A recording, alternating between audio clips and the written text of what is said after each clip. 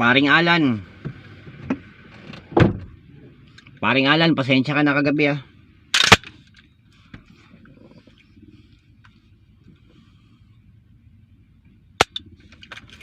Wala kaming relasyon ng asawa mo, pare.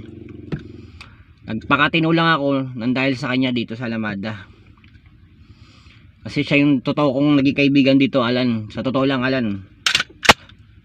Yung asawa mo, wala kaming relasyon yan. Yan yung nagturo sa akin kung paano magpakatino. Kaya nagpakabait ako dito sa Alamada.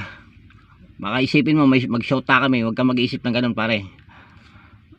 Kaibigan ko lang yan. Niliwanagin ko sa'yo, pare. Kaibigan ko lang yung asawa mo. Sumasama lang loob ko. Pag kami nang hingi ng number niya, pinamimigay niya. Yun yung sumasama loob ko sa kanya. Alam mo siguro yun, di ba? At isa pa, hindi ako pupunta sa inyo kung hindi niya ako pinapapunta. Sana huwag kayong mag-away mag-asawa.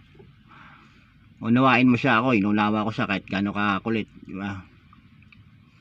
Sa pag ka mag-isip na negative, kailangan laging positive. Thinking positive.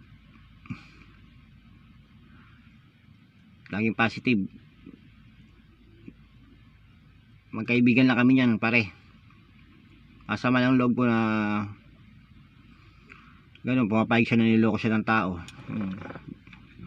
May narinig ako sa salita na hindi maganda. Magkaibigan lang kami niyan, pare.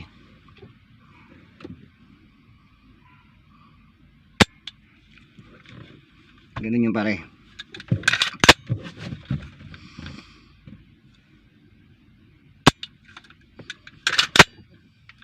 Sensya ka na, pare ah. Sana pag napanood mo tong video na to, maunawaan mo ko. Huwag kang mag-iisip ng masama. Kasi mabait ka lang talaga sa akin. Naging mabait ka lang sa akin, Alan.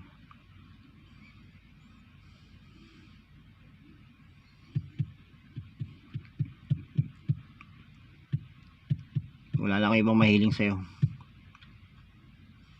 Yun lang, pare, Alan. Kaibigan ko lang yung asawa mo. Kaya nagpatino sa akin dito, hindi mo ba alam?